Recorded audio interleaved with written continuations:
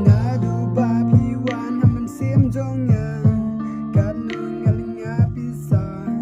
habat lang yapi marwe benya yai kan mau labun tingnya wad ngala tom ken wad ya mau tang na benda jong pingap sha ya kazinye baro shirta khwa nya dei u jong pi pat pi dei jonga ya ping at the poker bang ba pin dei tang I jonga kong thai yang awat ino tang chi tang por ya nya marwe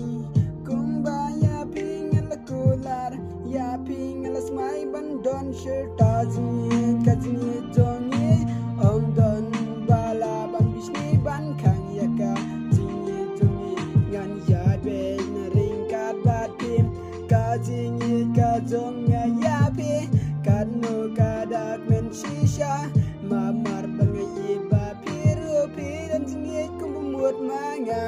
ha jinye jongi bun dit tanggi ding tung kyang hen ring bar gi bar ngin ya thong lang ring kat bat pim ngin ya ben ya kalan ti ngin dan betanga bat pim ngin ya bet ring kat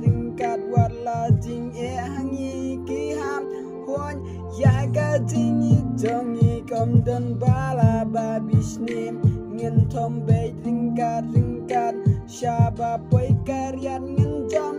ai ba jing I jongi kan poi do ba kot kisni kum boy ping ada I hok wat laki ding ping kyang gi bun ngan I ya pi ngan I bet otang ya pi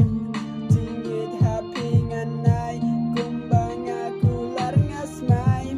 di tang bat pi bai banga don jing mut shisha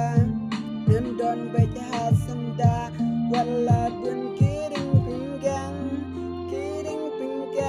ringan ye ya pi ho nga poi kan ni kasni ngam da poi mudur babat pingan don lang baro shirta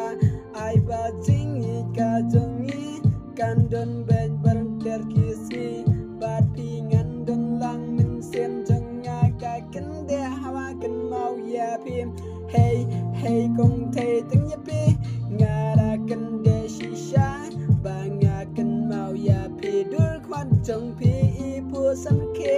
kan nu ngak men ha bak pos new ya pi le shi tang mit and